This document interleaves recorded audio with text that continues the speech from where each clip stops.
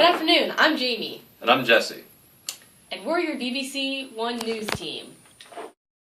Would you be safer with a drunken pilot? A groundbreaking study reveals that roughly 4 out of 5 pilots admit to flying while impaired within the last 6 months. Fascinating, Jamie. We've gathered 5 pilots here to do our own test and see if this holds up. Let's check it out. Pilot's Lounge.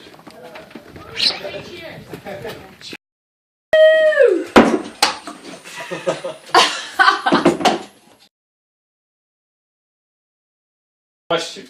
How many of you have flight impaired within the last 6 months? Show of hands. Guilty as charged. Okay, how many of you have not? Smashing. Captain Mitchell, have you flown impaired? Many times, my friend. It helps calm the nerves. You know, you get in the cockpit, you get nervous, and you know, especially if you're out the night before, and you're just like, God, I need to calm my nerves before I get in the cockpit. Just have your stewardess make you a screwdriver, and everything's good. That's good.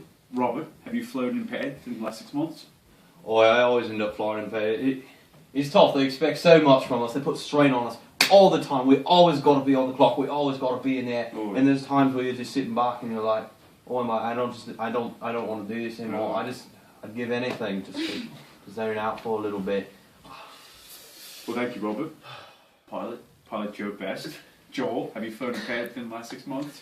No, I haven't. As a matter of fact, for the past 37 years, I've never once flown intoxicated. I pride myself in my professionalism and would never endanger my crew. Thank you, Joel. Thank you. Pilot Claire Clarkson, have you flown impaired within the last 6 months? Why, yes, I'm missing me party, so I have to make up for it. Oh, that's a good excuse. You're now reasonable. Thank you. Mm-hmm. Pilot Gordon Ramsay. Yep. Okay. Gordon, have you ever flown impaired within the last 6 months? 6 months. Yesterday.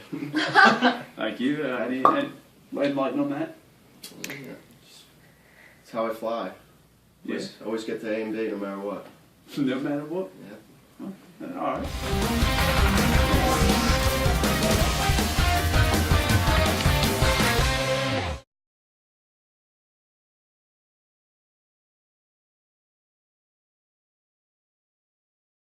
This is WPSU Fox News. I'm Sean Claus.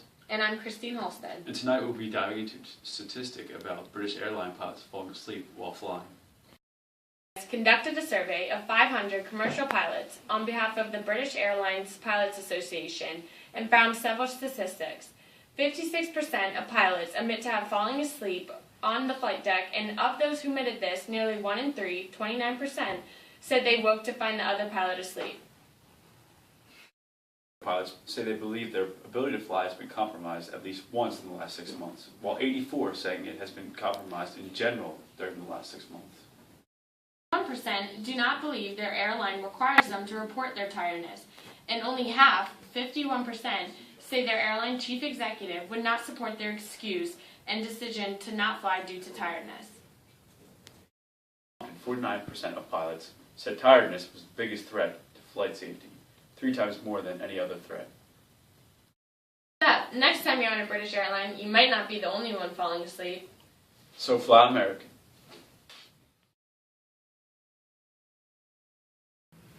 I'm here with pilot Blake Mitchell. Blake, how do you feel about the BALPA study that was recently conducted?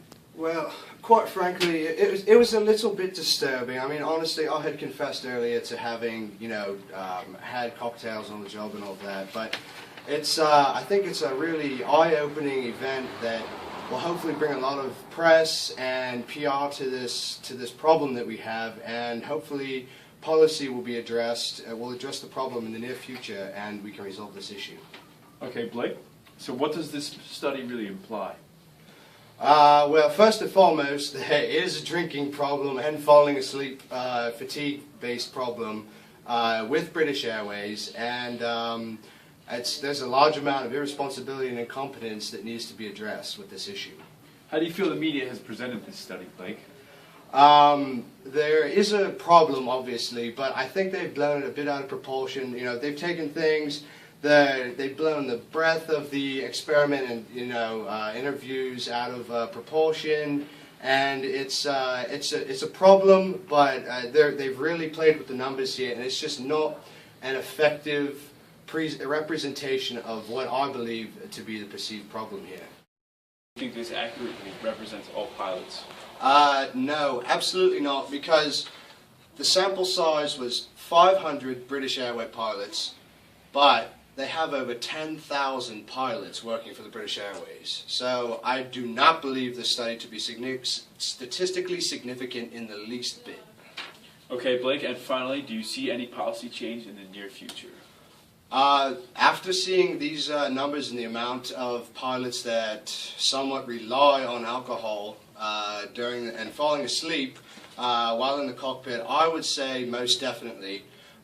Just because of the obvious liability issues, the cost, the human lives at stake, and in addition we have a very stringent work schedule as well. They schedule us anywhere from 86 to 90 hours a month flight time, so that could run me from London to Australia, that could run me from London to Los Angeles. Each flight has a specified amount of hours and days associated with it. So as long as the work gets done before the deadline, they don't care. As long as the work limits stay within the legal flying hours per month, then it's not an issue. But I think that they need to drill down, implement more protocol, and implement a more timely strategy in flight time and how much layover time that pilots have in between flights to decrease fatigue. Well, there you have it. Thank you, Blake. Once again, guys, back to you. Thanks for tuning in with us. And have a great night. This is Jesse Altmaier and Jamie reporting from the BBC. Cheers, mate.